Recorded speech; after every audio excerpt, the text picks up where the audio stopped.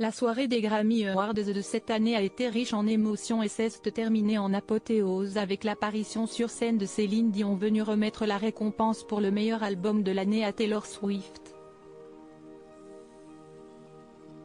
Retour sur les moments forts de cette 66e cérémonie. Taylor Swift entre dans l'histoire avec son album Midnight. Les Swifties sont sans doute encore sur leur petit nuage depuis la fin de cette 66e cérémonie des Grammy Awards qui s'est déroulée à Los Angeles ce dimanche 4 février 2024. Taylor Swift est entrée dans l'histoire des Grammy Awards en remportant pour la 4e fois le prix de l'album de l'année. Une récompense considérée comme la récompense suprême de l'équivalent musical des Oscars. L'album Midnight, le 10e de Taylor Swift, permet ainsi à la chanteuse, qui a fêté ses 34 ans en décembre, de devancer au palmarès de la cérémonie des géants de la musique comme Frank Sinatra, Paul Simon et Stevie Wonder. Excusez du peu. Céline Dion ou la divine apparition pour remettre ce prix, c'est Céline Dion qui est apparue sur scène, causant un immense choc dans l'assistance. Le parterre de stars s'est immédiatement levé pour gratifier la diva québécoise d'une standing ovation. Celle qui a révélé en 2022 combattre une rare maladie, le syndrome de l'homme raide, s'est montrée très émue de l'hommage qui lui était rendu. Quand je dis que je suis heureuse d'être là, je le pense du plus profond de mon cœur.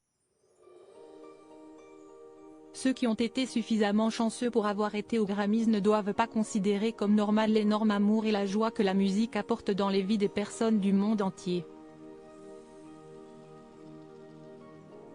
Un message bouleversant de la chanteuse désormais l'objet d'un documentaire sur Prime Video, I Am, Céline Dion, qui aura à cœur de sensibiliser le public à propos de la maladie qu'elle affronte. Le coup de gueule de Jay-Z contre les Grammy Awards. Jay-Z, le producteur de légende et époux de Beyoncé, est monté sur scène pour recevoir son prix, mais celui qui est apparu devant le micro accompagné par sa fille aînée Blue Ivy en avait gros sur la patate. Quand je suis nerveux je dis la vérité, a-t-il déclaré en préambule avant de lâcher le sujet de son grief. Il a ensuite reproché aux Grammys de ne pas encore avoir décerné à son épouse la récompense du meilleur album. En regardant la chanteuse qui se trouvait dans la salle, il a déclaré « Je ne veux pas mettre cette jeune femme dans l'embarras, mais elle a plus de Grammys que tout le monde et n'a jamais gagné l'album de l'année. Donc, même selon vos propres critères, ça ne marche pas. Pensez-y. Le plus grand nombre de Grammys, jamais d'album de l'année. Ça ne marche pas. Quand on touche à Bi, il pique. » Tracy Chapman et Joni Mitchell, retour sur scène après des années de silence. L'émotion était à son comble pour les fans des deux chanteuses qui avaient disparu ces dernières années de la scène musicale. Joni Mitchell, la légendaire interprète de l'album Blue, était sur scène après avoir remporté le prix du meilleur album folk. La chanteuse de 80 ans, qui a déjà remporté 9 Grammys au cours de sa carrière, n'avait pas chanté en public depuis la rupture d'anévrisme qui a failli l'emporter il y a quelques années. La chanteuse a fait son apparition sur un fauteuil, une canne à la main et a interprété Both Sides Now faisant pleurer l'actrice Meryl Streep et sa fille, la comédienne Mamie Gummer, tout comme Dua Lipa et Beyoncé saisie par une vive émotion.